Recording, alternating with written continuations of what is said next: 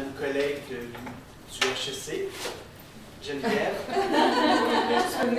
qui est conseillère en étudiant en situation de handicap. Aussi, on a une collègue tantôt qui m'a dit psychologue de l'ETS.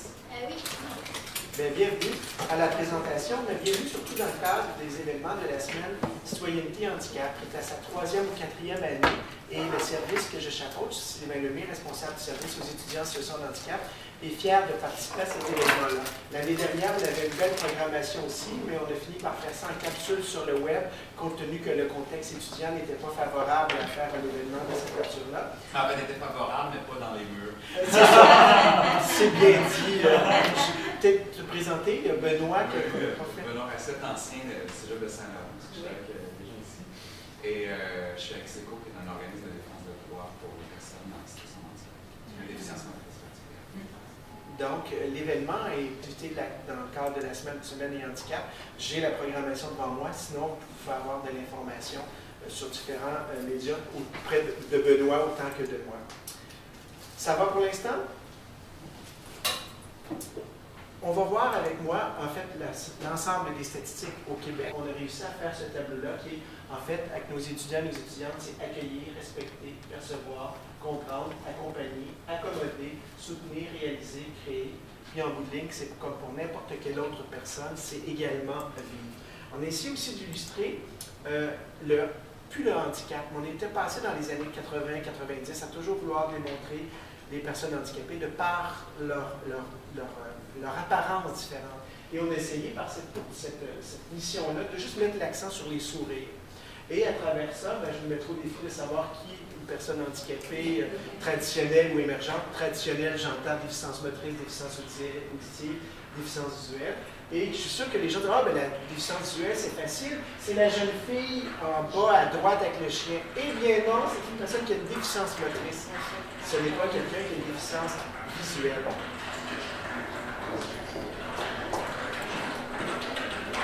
Le plan de la présentation, ça va être de voir l'objectif sociétal, la philosophie qu'on a, c'est toujours plus grand que nous.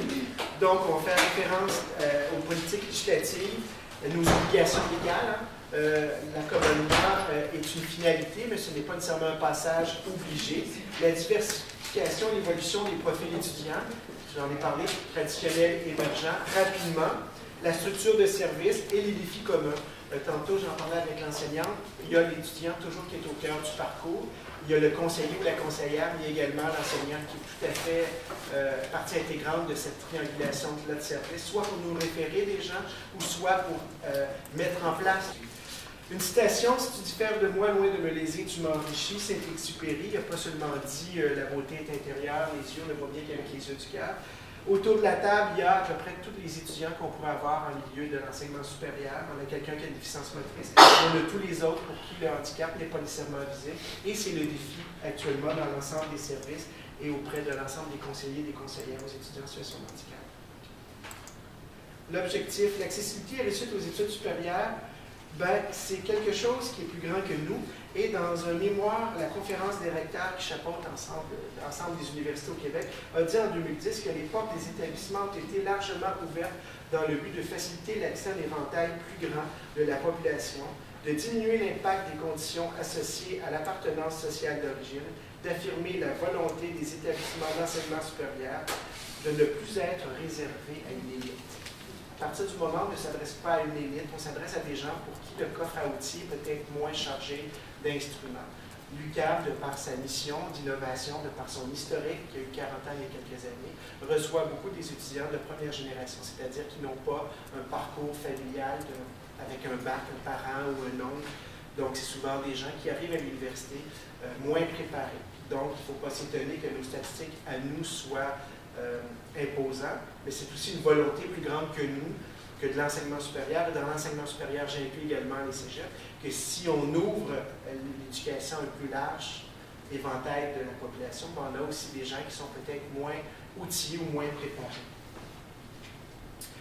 Être ce que nous sommes et devenir ce que nous sommes capables de devenir, tel est le seul but dans la vie. Si c'est notre but à nous, c'est également le but pour une personne en situation de handicap. Et c'est encore plus vrai pour un étudiant pour qui le handicap n'est pas visible. C'est-à-dire de se présenter, de demander du soutien n'est pas un acte, c'est un acte d'humilité. Ce n'est pas un acte où l'orgueil est laissé de côté. On le fait souvent à la dernière minute. Souvent, des étudiants qui n'ont pas eu besoin de soutien au cégep ou minimalement à l'université pensent qu'ils sont guéris ou qu'ils sont capables de. Et à la troisième session, quand les notes commencent à sortir, qu'ils sont en sanction graduée, c'est-à-dire qu'ils ont une moyenne en bas de 2, ben là, ils réalisent que la charge de travail est beaucoup plus grande que ce qu'ils avaient escompté.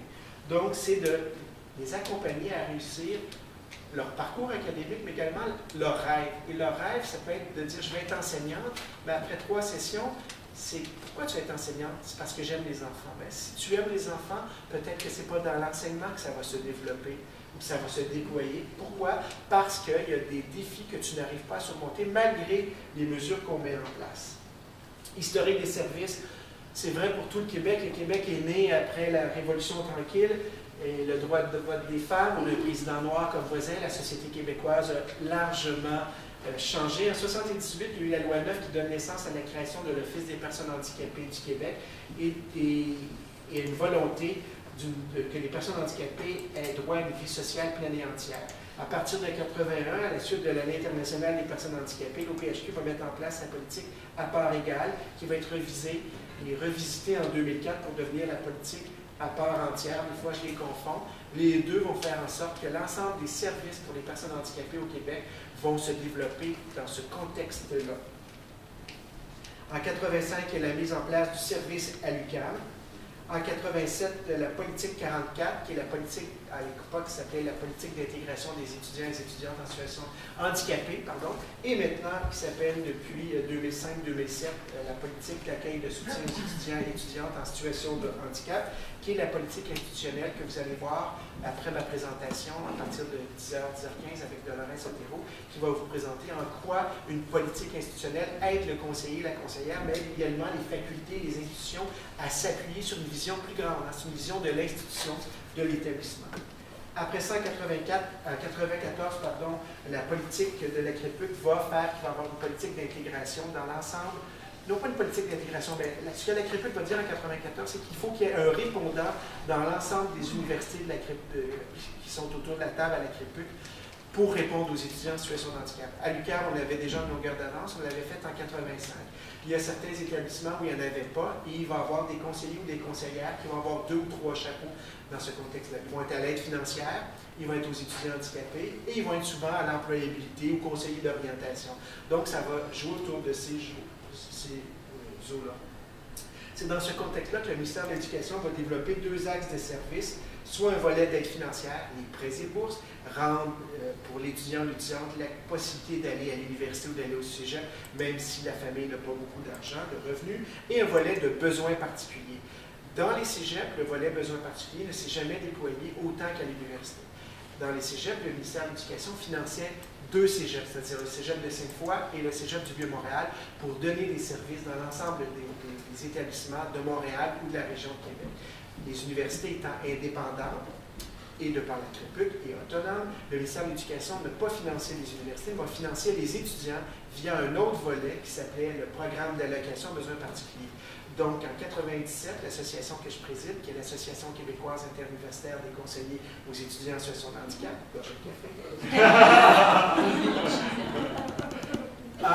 s'est réunie et on travaille avec le ministère de l'Éducation à mettre en place des mêmes mesures à travers l'ensemble du réseau. Le programme d'allocation a toujours été le noyau d'ancrage pour la prestation de services pour les clientèles qui étaient traditionnellement déficiences visuelles, déficiences auditives, déficiences motrices, ce qui date des années 80-85. Donc, les universités ont beaucoup plus eu de facilité à s'arrimer parce qu'on avait un programme commun et on n'avait pas à gérer les demandes de financement.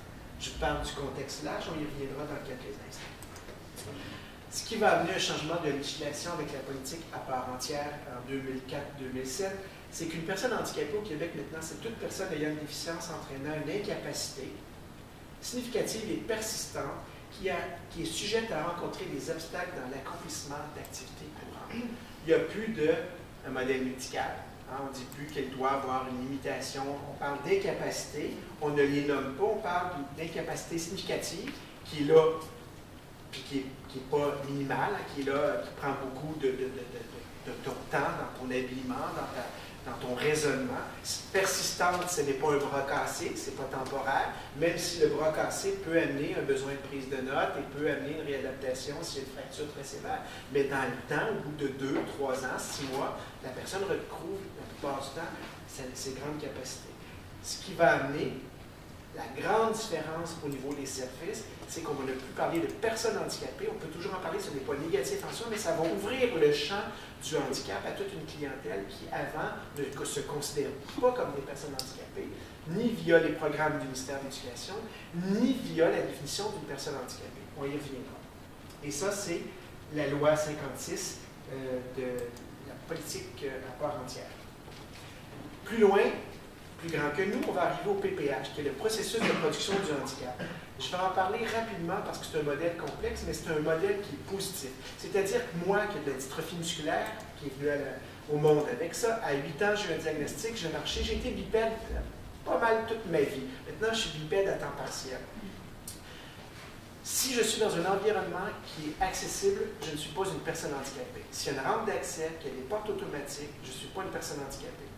Pourquoi? Parce que l'environnement facilite mon intégration, ma participation sociale. Par contre, s'il n'y a pas de rampe, il n'y a pas de porte automatique, c'est pas moi qui est handicapé, c'est pas moi qui a le Dieu de dire « je suis une personne handicapée ». C'est l'environnement qui fait que je ne peux pas avoir accès à l'éducation si je veux venir à l'université, au transport en commun si je veux me déplacer. Donc, le modèle ne repose pas sur l'individu qui a démontré que... Et la beauté du modèle, c'est si on fait une rampe de trottoir pour une personne en fauteuil roulant, on la sert, on dessert également les poussettes pour les bébés, on dessert aussi les personnes âgées qui ont des incapacités à se déplacer, on dessert aussi les tricycles, les petits-enfants qui vont vouloir se déplacer avec les parents, et on dessert aussi les gens qui ont des paniers d'épicerie. Donc, on est dans un développement de l'humain pour favoriser sa participation sociale. Oui? Donc, dans un cadre de ce concept-là, l'environnement étant le répondant, le conseiller de la personne qui est devant toi, et il a des barèmes pour décider. Ou c'est facultatif à la personne en tant qu'humain. En fait, c'est que dans le plan d'intervention qu'on ferait, si on se base sur le PPH, l'ensemble des habitudes de vie, ce que l'individu veut être. Il veut étudier. Donc, il veut étudier, il y a un trouble déficitaire de l'attention. Quelles vont être les situations de handicap qu'il va rencontrer? La charge de lecture, les cours intensifs, la passation d'examen. Donc, on va évaluer non pas en fonction de son modèle médical, mais des conséquences qui viennent avec son diagnostic, ce qui n'est pas du tout la même chose. C'est bon? Et c'est le modèle qu'a adopté les universités pour appeler les services. On n'est pas été dans des plans d'intervention, on n'est plus dans un modèle d'aide à l'intégration, mais au niveau de situation de handicap. Oui? Est-ce qu'il y a une interaction entre la gestion des classes dans ce modèle-là et les conseillers ainsi que le lien? Tout à fait. Ça ne va pas prendre qu'une seule partie. Si les étudiants de déficience motrice, dans son cas, ça va être accès à la salle de classe, accès au pavillon, accès au transport adapté. Ça va mettre tout de suite, et ça va même pour les habitudes de vie, pour la personne qui est lourdement handicapée, la première chose, c'est de pouvoir, avant, penser se rendre à l'université, c'est se lever le matin, d'avoir peut-être du soutien. Donc, tout ça va être pris en considération et en fonction des situations de handicap, va interpeller d'autres parties. Là, c'est sûr que le conseiller ou la conseillère en situation de handicap ne va pas travailler avec le CLSC, mais va pouvoir dire à l'étudiant, ta difficulté, c'est le transport adapté, c'est d'arriver à l'heure au cours, c'est de prévoir de partir un peu plus tôt. Donc, on va mettre l'accent sur l'ensemble des besoins. Tout ça va arriver aux habitudes de vie, c'est-à-dire le résultat de ce que la personne veut faire comme choix et comme réalisation personnelle. Rapidement, un conseiller aux étudiants en situation de handicap ou une conseillère aux étudiants en situation de handicap, c'est à l'université, c'est agir dans le respect des dispositions législatives. Il y a la loi assurant l'exercice du droit des personnes handicapées, mais plus grand que ça, il y a la Commission des droits de la personne, des jurisprudences, et avant ça, il y a la politique institutionnelle. Tout ça, un peu comme pour les étudiants étrangers qui viennent étudier, il y a des permis de séjour, il y a un cadre législatif qui fixe les balises. C'est d'abord aussi pour le conseiller ou la conseillère, c'est croire à l'accessibilité aux études. Derrière un besoin, il existe un service. Ce n'est pas, pour moi, ce n'est pas pensable aujourd'hui qu'une personne handicapée dise que ce n'est pas possible pour elle de venir à l'université si elle a les capacités pour le faire. Il y a des ressources pour accompagner la personne. appliquer un code d'éthique quant à la légitimité du besoin. Quand est-ce qu'on dit oui, quand est-ce qu'on dit non? Est-ce qu'on dit oui pour les bonnes choses? Est-ce qu'on dit non pour les bonnes choses aussi?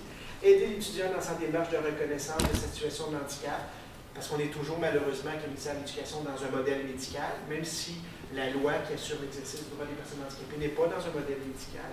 Offrir des services d'accommodement qui permettent de pallier aux incapacités des étudiants en situation de handicap, tout en favorisant la réussite de l'intégration de manière progressive et autonome, une philosophie de sans discrimination ni privilège. C'est très important, ça. À l'université, les exigences académiques, comme au cégep, ne sont pas négociables, mais le parcours pour les atteindre pourrait s'accommoder en fonction des besoins. Et si vous êtes dans un cours de français et que l'évaluation est d'apprendre le français et de démontrer que vous connaissez le français, bien, vous ne pourrez pas utiliser Antidote pour un examen. Pourquoi? Parce que ça fait partie des exigences du cours. Et si vous êtes dans un certificat en art et qu'il y a du français pour des travaux, vous pourriez utiliser à la maison le même logiciel Antidote. Et c'est là où il faut compenser, mais il faut aussi recadrer avec l'étudiant en fonction de là où il se trouve.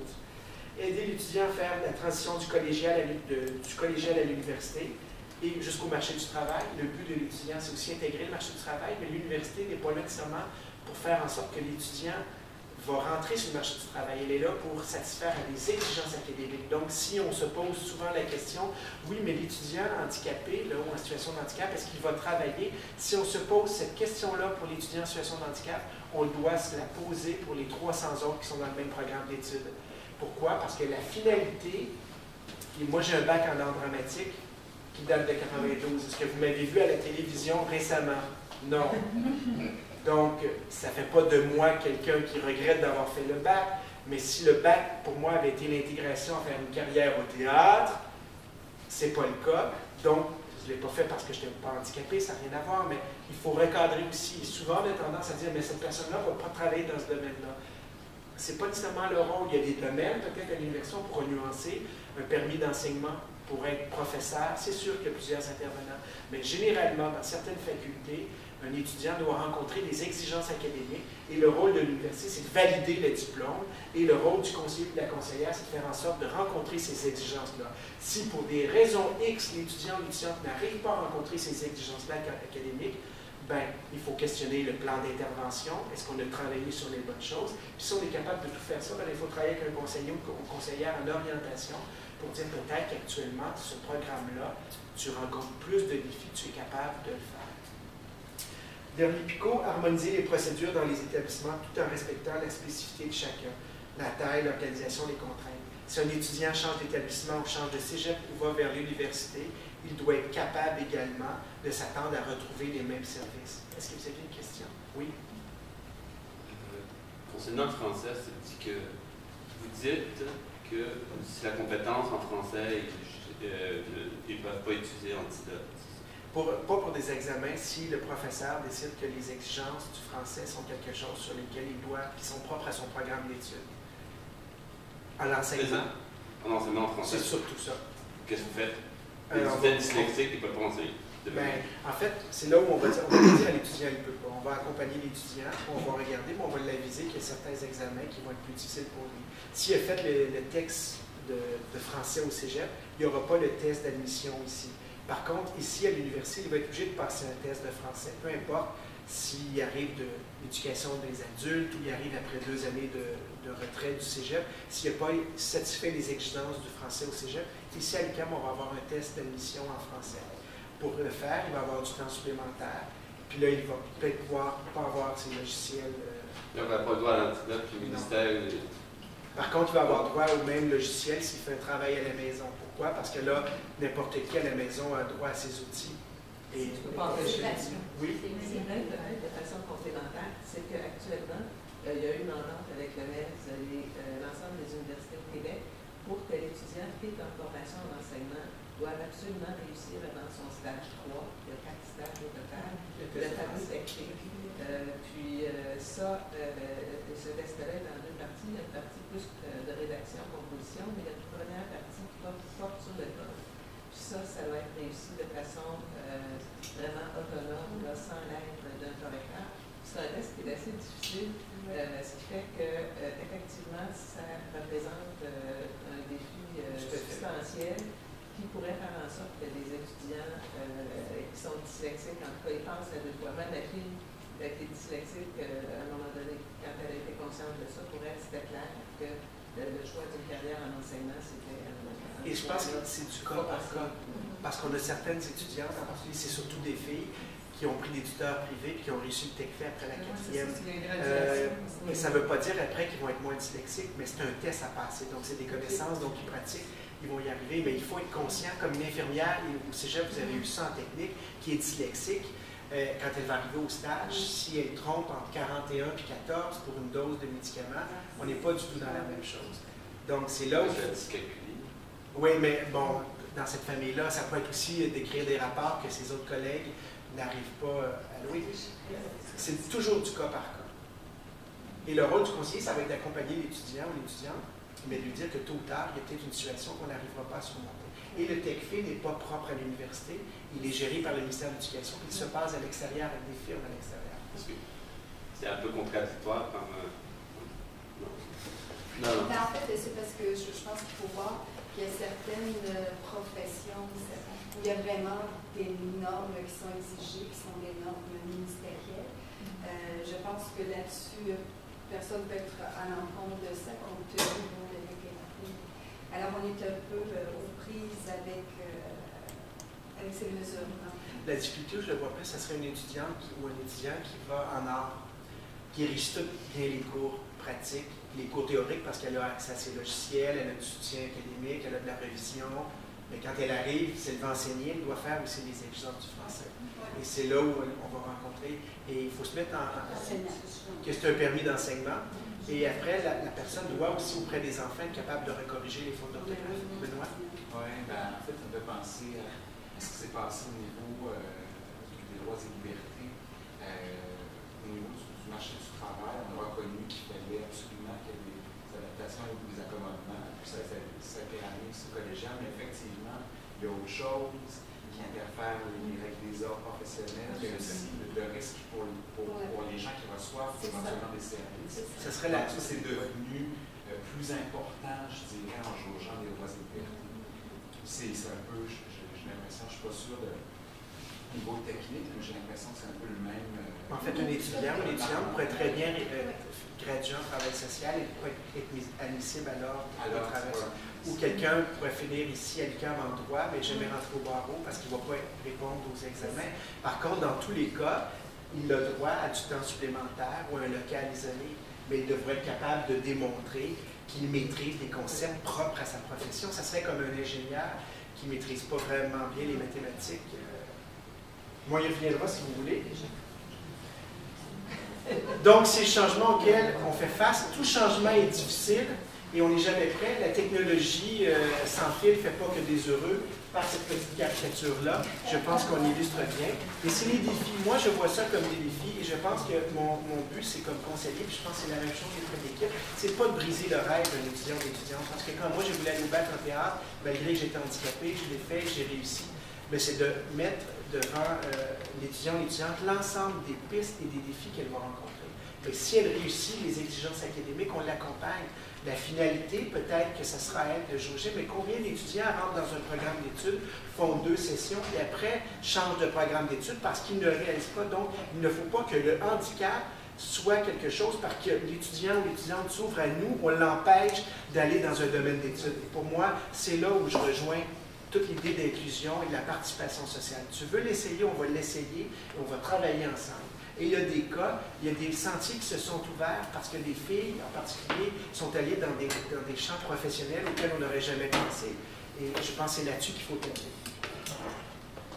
La grandeur de l'homme est dans sa décision d'être plus fort que sa condition. Quand un étudiant ou une étudiante arrive dans le bureau du conseiller ou de la conseillère et rouvre l'ensemble de son projet universitaire, ouvre l'ensemble de sa vulnérabilité, bien, je pense qu'il faut être capable de recevoir ça. Il faut être capable d'écouter, d'accompagner, de dire « Wow, c'est le fun ». Il faut être capable, moi, comme personne handicapée, de dire « Ah, moi aussi, j'ai vécu ça », puis faire un peu de miroir. Voilà les défis. Il faut être capable d'être empathique. Ça ne veut pas dire que ça va être facile, mais c'est un tandem. Et après, de travailler de concert avec l'étudiant, l'étudiante, et le corps professoral et la faculté. Naissance du service en 85, création de la politique institutionnelle en 87, actualisation de la politique en 2005-2011, l'UQAM, leader des établissements francophones depuis 2008, mention d'honneur de l'Office des personnes handicapées. Qu'est-ce qui se passe à l'UQAM depuis 85 en chiffres, en réalité? C'est ce qu'on va voir dans quelques instants. À l'époque, lors du service, et on en parlait tantôt avec nos collègues du Cégep Saint-Laurent, il y avait 30 étudiants inscrits en 1985. En 95, soit 10 ans plus tard, 84. C'était quand même pas beaucoup, mais c'était tous des traditionnels. Et je l'ai dit, avec le sourire, les gens à déficience motrice, on avait le pouvoir à cette époque-là, les pipettes à temps partiel, la déficience visuelle, les étudiants sourds du Cégep du Vieux-Montréal venaient d'Office à l'UQAM. En 2004-2005, c'était 178 étudiants. Je suis arrivé à l'UQAM en 2004. Mon collègue Gilles Ouellette était là également, parce qu'on a fait un tour de table tantôt. Je travaille avec les étudiants de déficience visuelle également, les étudiants de déficience organique. Reine Bibeau, qui est technicienne chez nous, qui s'occupe de la passation des examens, et Christine, qui est à l'accueil, notre sourire, et qui est aussi travailleuse sociale ici, après qu'elle a fait son stage. On ne voudrait pas trop qu'elle devienne vite. C'est sûr, on le sait. Donc, l'évaluation depuis 2006 à 2012 versus les clientèles traditionnelles et émergentes. Émergentes en rouge. Pourquoi en rouge? Parce que c'est la croissance phénoménale et traditionnelle. Tout de suite, d'entrée de jeu, je vais expliquer pourquoi on dit traditionnelle et émergente. Émergente, parce que c'est nouveau dans le réseau, mais aussi par opposition aux clientèles traditionnelles. Et rappelez-vous, tantôt, j'ai dit en introduction que le modèle médical, c'est ce qui a mis en place l'ensemble des politiques au Québec. Et le ministère de l'Éducation est resté sur un modèle médical. Ce qui fait en sorte que nous, on gère les certificats médicaux qui vont être la porte d'entrée pour l'ensemble du plan d'intervention et des mesures de soutien que le ministère va accorder via une enveloppe budgétaire à l'étudiant. Donc, on est toujours dans un modèle médical, même si on est dans un modèle de processus de production du handicap. Ce qui fait, nous, par opposition aux clients, aux usagers traditionnels, on les a mis en émergents. Mais ce n'est pas parce que c'est nouveau, mais c'est nouveau depuis quelques années. Je dirais, la dernière année, ce qu'on va voir tantôt, a été phénoménal à l'UQAM en particulier. Donc, il y avait une croissance que vous pouvez voir en 2006 de 73 étudiants dits avec un handicap traditionnel pour 2009 avec une clientèle émergente, pour une finalité en 413 en 2011-2012 et 295 pour traditionnel. Ce qui faisait, si je ne suis pas fort en mathématiques, mais 700 quelques étudiants, si ma mémoire est bonne. On avait eu l'année dernière une hausse de 156 nouveaux étudiants inscrits au service pour 714 au total, et on avait eu une hausse de 28 %. Puis, quelle est votre population étudiante? 40 000. 40 000? Cette année, on est beaucoup plus proche de la réalité de ce que représente le 40 000 parce qu'on a eu une hausse, moi j'ai jamais vu, là, phénoménale. Excusez-moi, vous avez dit à peu près 2,8%. Répartis par déficience, tantôt c'était des chiffres que je parlais avec Pierre, on peut le voir, organique. Organique rentre aussi dans les déficiences non visibles, ça va être la maladie de Crohn, la fibrose kystique, certains diagnostics. Déficience motrice, 17 %, troubles déficitaires de l'attention, 19 % avec ou sans hyperactivité, troubles d'apprentissage, 17 %, santé mentale, 13 %, c'est beaucoup, 13 %. Pourquoi? Parce que la santé mentale, le défi, surtout dans la relation, dans la perception, hein, ça ne se passe pas bien avec le professeur, l'étudiant ne nous aime pas, quand on commence à circonscrire un plan d'intervention où l'étudiant ou l'étudiante se souvent coincé, la perception, un trouble de personnalité limite, quelqu'un qui est anxieux, il va être tout le temps anxieux, malgré les médicaments, il va être anxieux aux examens, il va être anxieux parce que la note qu'il a eue à la mi-session ne représente pas l'objectif c'était fixé, même si c'est un examen qui compte juste sur 20 %, il faut souvent recadrer, accompagner l'étudiant. Multiple, ça peut être mixte, ça peut être non visible, mais ça peut être deux types de situations de handicap. Trouble de personnalité limite, 1 %. On l'avait mis à part parce que c'est une clientèle qui demande beaucoup. Ça va être beaucoup dans l'interaction. Auditive, 5 %, visuel, 8 % et organique. Donc, si on fait juste le constat auditif, visuel et motrice, vous voyez qu'on n'en a pas beaucoup. Plus de la majorité de la clientèle, mettons 30, 70, 70 % a un handicap non visible et 30 % un handicap visible. On ne remet pas en cause aujourd'hui un étudiant qui arrive avec une chaise roulante ou un chien d'assistance dans la classe. Pourquoi? Parce qu'on voit tout de suite le handicap. Comme pas plus, on remet en cause un étudiant qui est asiatique ou d'origine africaine, qui peut être un étudiant étranger. Il y avait des très bons reportages en fin de semaine où le gouvernement canadien veut augmenter l'achalandage des étudiants étrangers. Donc, on ne remet pas ça en cause. Mais quand le handicap n'est pas visible, bien, vous avez l'air, mademoiselle, en bon état. Pourquoi vous avez du temps supplémentaire? Et toute cette question-là peut tout fragiliser l'estime de soi. Un étudiant qui n'accepte pas bien son trouble difficile de l'attention et qui veut juste le dire, elle n'est pas dans une situation. Donc, il faut beaucoup d'encadrement. Répartition par faculté. L'étudiant n'appartient pas à un service. Il va être diplômé par l'université. Donc, il est admis avec une base d'admission. Ce n'est pas moi, Sylvain Lemay, qui fait les exigences académiques, ce n'est pas moi qui les accepte. Donc, un étudiant qui est à l'UQAM, c'est parce que quelqu'un a évalué qu'il pouvait réussir le parcours. Il est rentré avec une base d'admission. Il est dans l'ensemble des facultés. Donc, il faut que je travaille avec les facultés, il faut que je travaille avec les professeurs. Sciences de la gestion, 19% de nos étudiants. Faculté des sciences humaines, 19%. C'est des statistiques plus larges que juste à l'UQAM parce qu'on essaie de les arrimer avec le ministère de l'Éducation pour faire des comparatifs inter-universitaires. Faculté des sciences de l'éducation, 14%. Faculté des sciences, 9%. Faculté des arts, 13%. Combien d'étudiants et d'étudiantes avec un trouble difficile de l'attention sont des gens qui créent beaucoup? Hein? La créativité chez eux fait en sorte souvent qu'ils n'ont pas décroché de leur diplôme secondaire parce qu'ils compensent beaucoup. Ils ont développé des stratégies, ils vont être très bons en spatial pictural, mais dans un travail, ils peuvent être très bons dans un exposé, mais ils ne seront pas bons à l'écrit, l'argumentaire. Et là, ils n'aiment pas ça parce qu'ils sont confrontés à leurs limites. Moi, si je suis dans une situation où je n'ai pas d'adaptation, je suis confronté à mes limites, la construction identitaire, elle est fragile. Si j'en vois 10 dans la journée des situations qui me font suer, à la fin de la journée, j'ai l'impression d'être plus handicapé que hier. Ce n'est pas parce que je suis fatigué, c'est la même chose sur l'étudiant. Plus il est confronté à ses limites, plus l'estime de lui-même est fragilisée, moins il croit qu'il va être capable de réussir. Il faut constamment revenir à la charge. Non, gars, regarde, tu as réussi, là, c'est un cours. Qu'est-ce qui a été difficile? En as-tu parlé à ton professeur? Non. Regarde, la première carte que tu as dans ton jeu, c'est ton enseignant. L'empathie n'est possible qu'à partir du moment où je connais un petit peu de ton histoire. Ça ne veut pas dire tout dire, là, mais juste dire j'ai un dossier au service d'accueil et de soutien aux étudiants sur handicap. C'est Marie, ma conseillère, ou c'est Gilles. Voulez-vous l'appeler? Elle va peut-être, là, oups, l'étudiant sent qu'il n'y a pas juste le fardeau sur ses épaules de faire la preuve de ses besoins. Étudiants libres, l'UQAM, on en a beaucoup, 10%. Faculté de communication, 11%. Aujourd'hui, en 2012-2013, je disais qu'on a eu une hausse phénoménale. On a actuellement 891 étudiants inscrits pour 714 l'année dernière. On en a 297 avec une déficience traditionnelle et 596 avec une déficience émergente. J'ai fait ça la semaine passée, donc je suis sûr qu'on doit être à 600 aujourd'hui. Corrige-moi si je me trompe, Christine.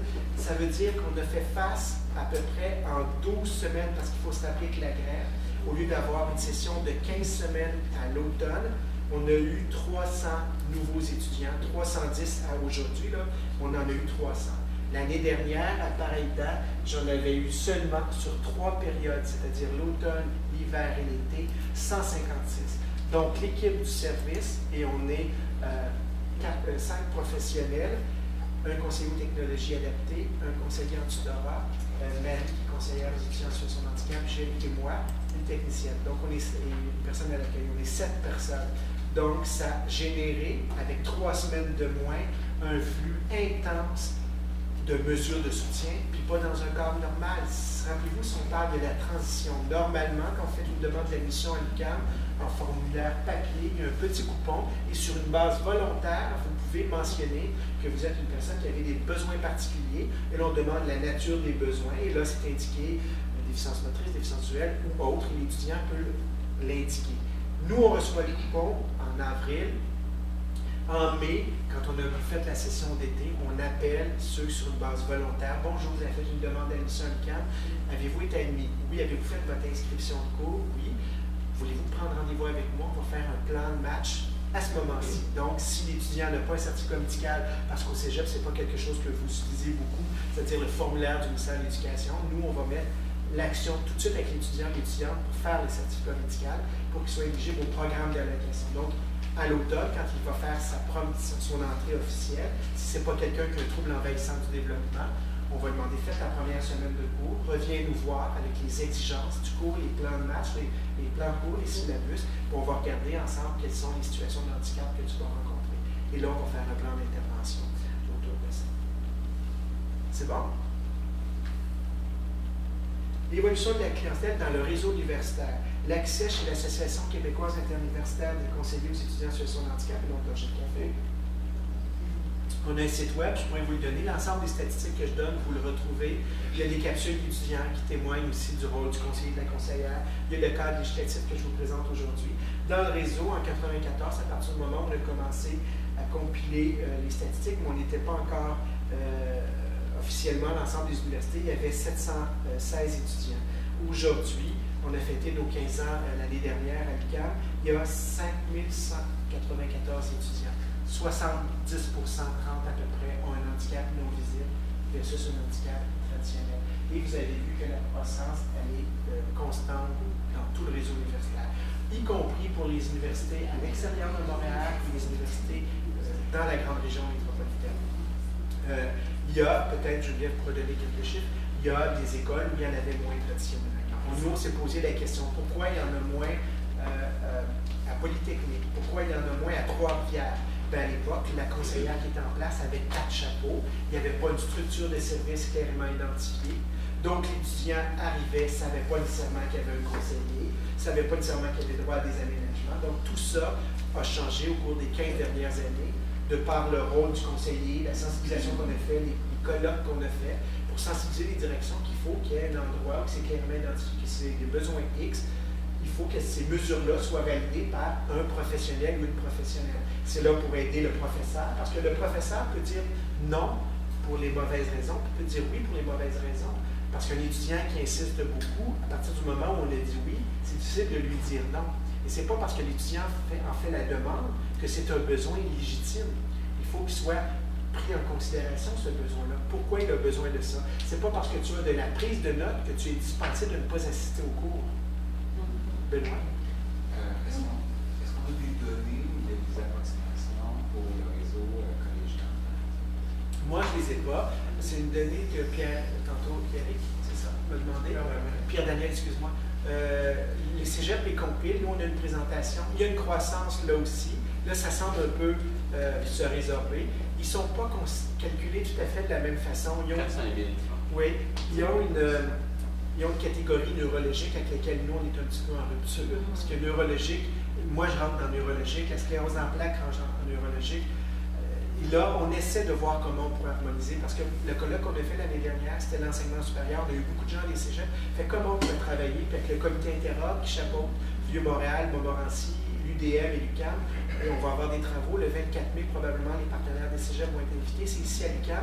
On va présenter comment les profs perçoivent les étudiants au cégep et à l'université, quels sont les défis que les profs font face, puis comment le conseiller est outillé. Je pense que là, on va être dans une dynamique où on devrait, sans nécessairement s'associer, travailler de façon complémentaire, ne serait-ce que pour le ministère, avoir un bassin de chiffres qui est similaire, puis pour le Fils des personnes handicapées, parce que le financement du ministère de l'Éducation, puis ça c'est important, il est maintenant lié au nombre d'étudiants ou d'étudiantes inscrits.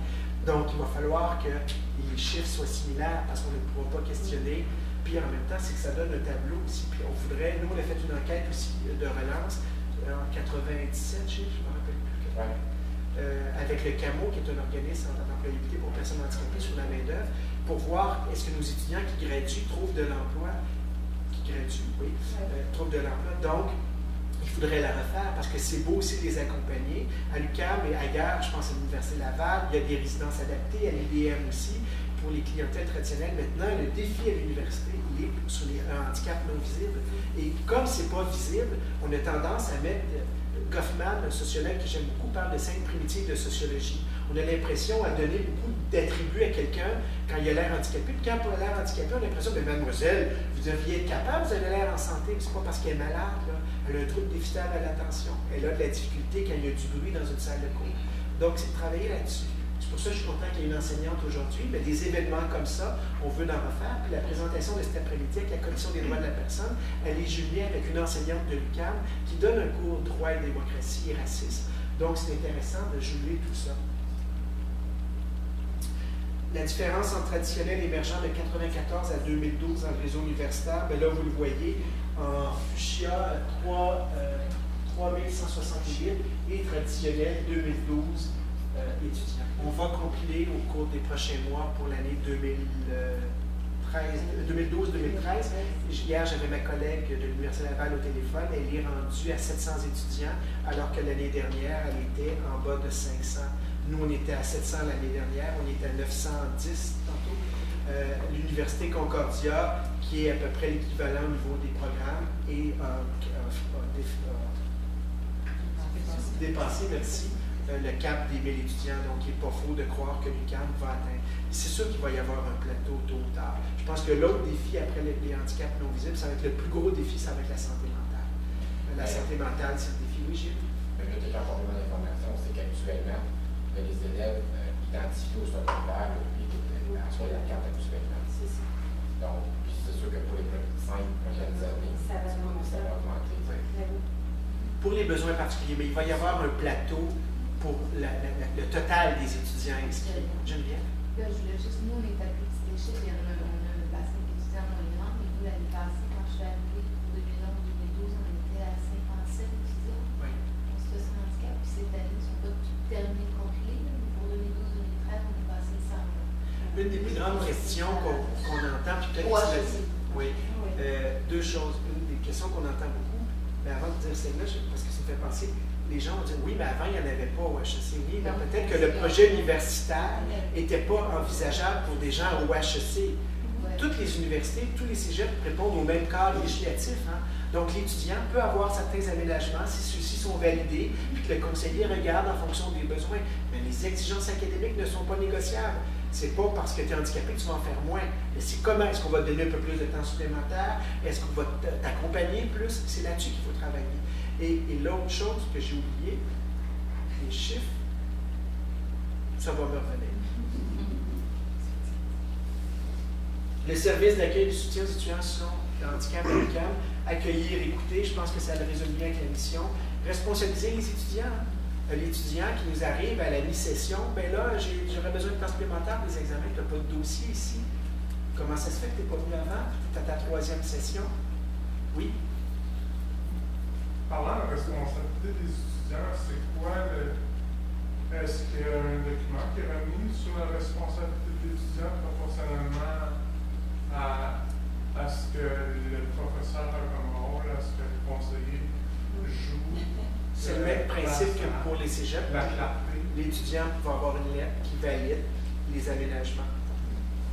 La lettre que nous, on remet, elle s'appuie sur la politique 44, puis elle dit sans être coercitive, le cadre législatif, et que pour tout autre besoin complémentaire, d'inviter l'enseignant à communiquer avec le conseiller. Oui? C'est correct. Ben, les responsabilités des étudiants, c'est parce qu'il n'y a pas de responsabilité d'étudiant juste pour l'étudiant en situation de handicap. La responsabilité de l'étudiant est légalement, si on veut voir ça dans un cadre macro, l'étudiant a la responsabilité de manifester un besoin. Je ne peux pas, moi, dire tu viens me voir aujourd'hui, faire des mesures d'aménagement ou modifier des notes si tu n'avais pas ouvert un dossier à ce moment-ci chez nous. C'est là où la responsabilité. C'est à l'étudiant, s'il pense avoir des besoins, il doit venir manifester son besoin. Ce besoin-là doit être appuyé sur un médecin, un professionnel de la santé qui confirme ce besoin-là. Et à partir du moment où c'est clairement identifié, un étudiant qui aurait de la difficulté dans un examen parce qu'il a l'épilepsie puis qu'il pense avoir une absence, on pourrait demander une reprise d'examen. On pourrait accommoder dans un local isolé pour éviter les bruits. Mais je ne pourrais pas refaire un examen de la mi-session parce que là, l'étudiant ou l'étudiante vient me voir là pour me dire, ben là, j'ai pas eu une bonne note dans mon... Ben, je vais travailler à partir du moment où vous ouvrez un dossier. Et là, la responsabilité de l'étudiant est en cause parce que c'est à lui. Pour toute personne, c'est pas juste pour les étudiants en situation de handicap, on ne peut pas revenir sur quelque chose où je n'ai pas manifesté un besoin à un moment donné. assister l'étudiant dans la gestion de ses démarches administratives, favoriser un milieu de vie agréable, offrir un service personnalisé et confidentiel, éliminer les situations de handicap, travailler en complémentarité avec les facultés, les intervenants internes et externes et les services à la vie étudiante. Service à l'étudiante, ça peut être également le centre sportif. Un étudiant handicapé dit, ben là, moi, je voudrais aller au centre sportif, ben, j'aurais besoin d'un accompagnateur, ben, le centre sportif va dire que c'est gratuit pour la personne qui accompagne. Donc, on compense, puis on fait en sorte que la personne puisse avoir accès. Pour les examens, c'est le grand défi. En toute justice, l'examen est le même pour tout le monde. Veuillez grimper à cette arme. L'exigence académique, c'est de faire l'examen. Mais c'est sûr que pour le corbeau, le singe, l'autre bébite, je ne sais pas trop c'est quoi, l'éléphant, le phoque et le poisson rouge, grimper à l'arbre, on va avoir beaucoup à travailler sur la situation de handicap. Si le résultat, c'est de monter, grimper à l'arbre, on devra s'ajuster en fonction des besoins. Puis peut-être de dire au poisson rouge et à l'otarie, écoute, on a beau essayer, là, mais vous allez glisser, on n'y arrivera pas. Mais ça ne veut pas dire qu'on ne va pas essayer. Si vous pouvez l'imaginer, vous pouvez y arriver. Si vous pouvez y rêver, vous pouvez le devenir. Je pense que c'est ça le rôle du conseiller ou de la conseillère aux étudiants sur son handicap. C'est d'aider l'étudiant à réaliser ce parcours-là. Questions, commentaires, références, le site latransition.com pour les étudiants qui veulent passer du cégep vers l'université. C'est le comité interordre dont je vous parlais tantôt. Des très belles capsules sur tout le défi des étudiants qui ont un handicap non visible, les troubles envahissants du développement, la santé mentale, les troubles déficitaires de l'attention avec ou sans hyperactivité. Des très belles capsules. Le site de l'AGSECH pour les statistiques que j'ai données, les statistiques qui sont là depuis le début. Et puis, une dernière citation, un des principaux problèmes que l'homme doit affronter, c'est l'acceptation de l'individualité, la sienne et surtout celle des autres.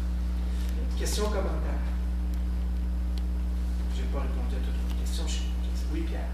Une question, point de vue administratif, parce que nous, dans les cégeps, c'est complètement différent. Nous, on reçoit l'argent, on offre les services, alors l'étudiant n'a pas à peine à chercher un preneur de notes, toute cette démarche-là.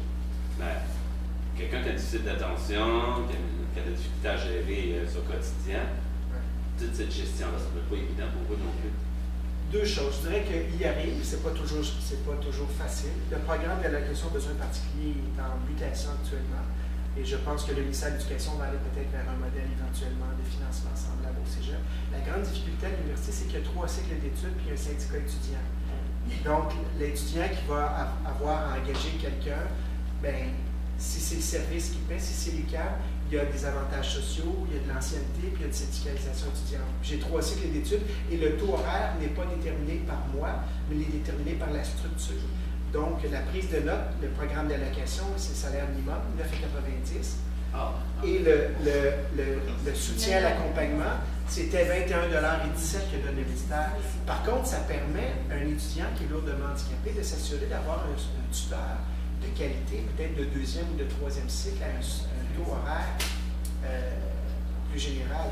Et c'est la même chose pour les prêts et bourses, que l'étudiant ait difficile d'attention ou pas. S'il fait une demande de prêts et bourses, il va être pris dans la même structure, c'est le même programme, c'est en ligne. Donc, à partir du moment où il connaît un des deux systèmes, il y a une facilité. Je ne peux pas vous dire que c'est parfait pour tous les étudiants, mais l'autre qui va peut-être dégager l'étudiant va amener un défi sur la structure. Moi, j'ai 910 étudiants. Donc, moi, personnellement, là, mais ma gang, je me multiplier 910 étudiants par 4 personnes ressources minimalement. Ça va me faire, demain matin, 4000 chèques et 4000 paiements d'emploi étudiants à faire. Donc, le service ne sera plus en mode d'accompagner l'étudiant, il va être en mode de ressources humaines à payer. Et les universités sont indépendantes. La beauté du programme d'allocation, c'est qu'on n'avait pas de seuil. Si moi, l'étudiant rendu au doctorat, avait besoin de 135 heures de soutien académique, je mettais 135 heures et ce que nous, on avait négocié avec le ministère de l'Éducation, l'association, vous ne remettez pas en doute la signature du conseiller ou de la conseillère. Donc, le ministère payait 135 heures x 21. Donc, rendu à la maîtrise ou au doctorat, quelqu'un a un trouble déficitaire de l'attention, l'acte de l'écrire va lui demander énormément de temps. Donc, en le jumelant avec quelqu'un, avec un taux horaire de 21,17 $, on arrivait à ce que l'étudiant puisse être moins tout seul. Alors que le cégep, la prise de notes, on dit toujours en guerre, c'était 2 $, $. Vous ne trouverez personne à l'université qui va faire la prise de notes à $2. Par contre, dans l'étude, ça c'est peut-être un cue que je peux vous donner, une différence majeure entre les cégeps et les universités dans l'étude, c'est que tous les professeurs, en tout cas pour l'UQAM, parce que c'est l'UQAM qui a participé avec l'UDM, donnent accès à les PowerPoint. Tous les étudiants ont accès au PowerPoint, c'est déposé sur le serveur de l'UQAM qui est Moodle. Donc, on outille l'étudiant avec les crayons SmartPen qui peuvent enregistrer, donc ils peuvent prendre des notes. Donc, la prise de notes, et Carole Lavallée qui nous a fait une présentation, qui est du Cégep du Vieux-Montréal, me disait qu'elle aussi, elle voyait que de plus en plus, la prise de notes était un service que les gens laissaient aller.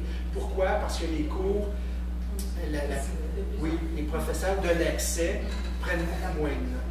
Donc, c'est peut-être quelque chose qui va moins être présent, on va plus avoir besoin de soutien à la correction, soutien à ben, c'est quoi l'introduction, tu sais, du tutorat qui est lié au défi de l'étudiant.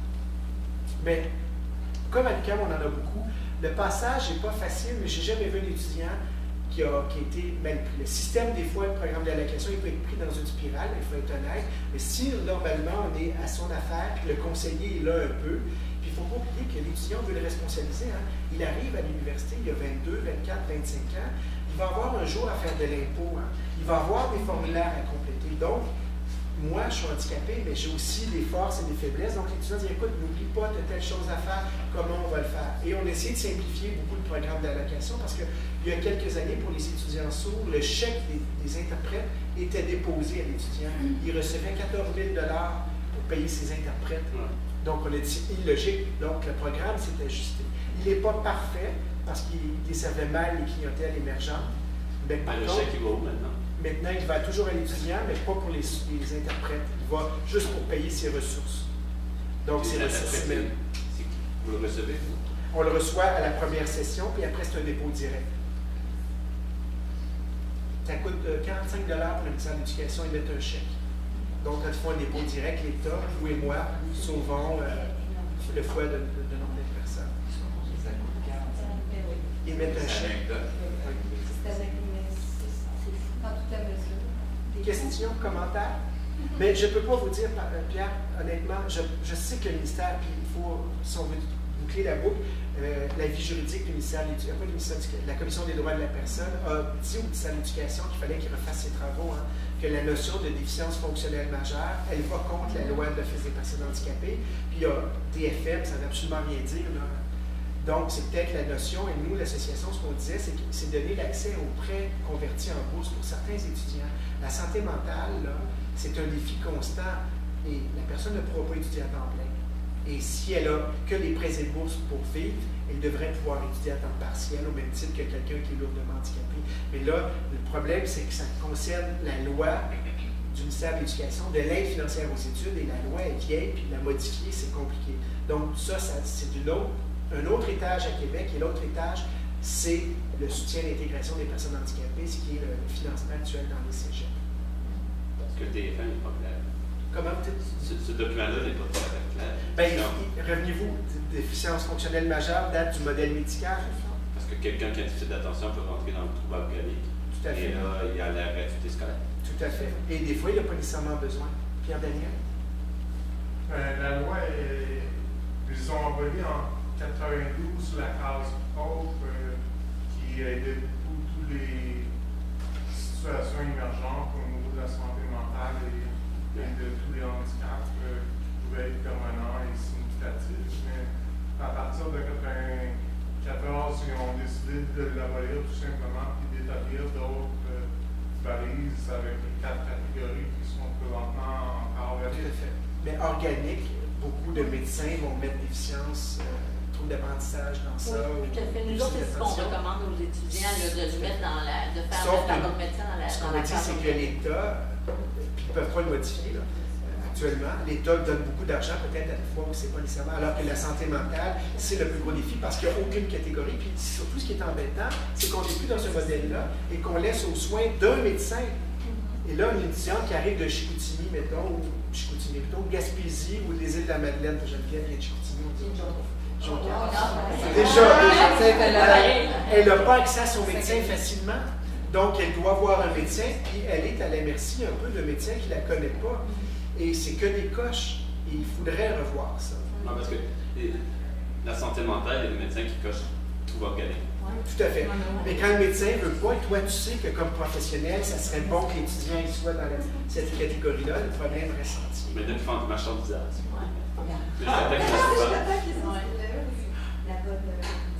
Questions, commentaires?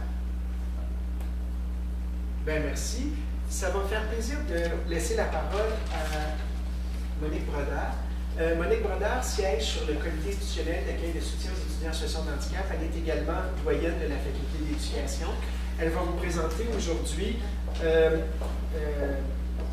quelle est la contribution des orthopédagogues dans les universités. C'est une question. On a souvent tendance à croire que les orthopédagogues ne sont qu'au niveau primaire et secondaire. Or, avec les chiffres que je viens de vous donner, on considère que c'est une valeur ajoutée à l'université. On le voit de plus en plus, au même titre que les conseillers d'orientation. Les orthopédagogues, qui étaient partie intégrante des cégeps, vont l'être de plus en plus à l'université. Je vous laisse le soin de fermer et de notre présentation.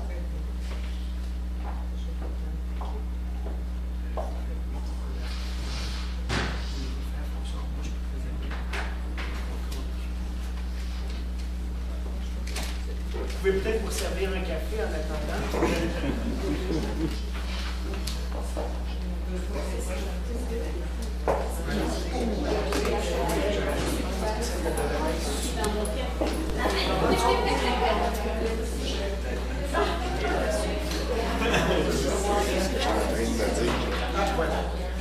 Tout est en ligne, comme ça.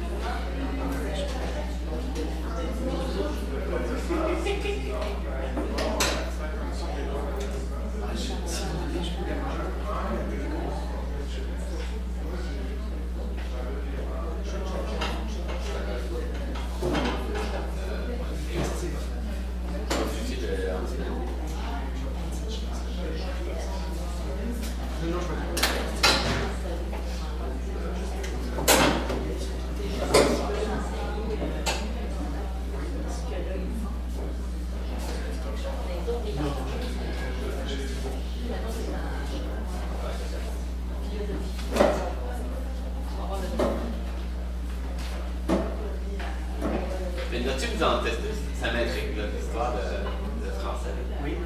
Notes-tu que, au fond, ça prend toujours quelqu'un qui va en cours. Est-ce que ça a déjà arrivé, quelqu'un a dit, ben moi, ça atteint mes doigts, le rapport me dit, disons, il y a un rapport d'un neuropsy qui dit tout autour de pour la correction d'un antidote, l'utilisation, parce que souvent, on les connaît, les formulaires sont tous pareils. L'accommodement raisonnable, c'est une bonne question si vous êtes là cet après-midi. Mais l'accommodement raisonnable dit aussi que le droit s'arrête là où les droits des autres. Donc, on pourra toujours valider que les droits des enfants, d'avoir un professeur qui connaît le français, et il n'y en a pas. Parce que je pense qu'il y a un compromis. Tu as le droit antidote pour tous tes travaux, tu as le droit pour certains examens, mais pour l'examen qui doit valider certains aménagements. Mais la question est tout à fait pertinente parce que ça serait comme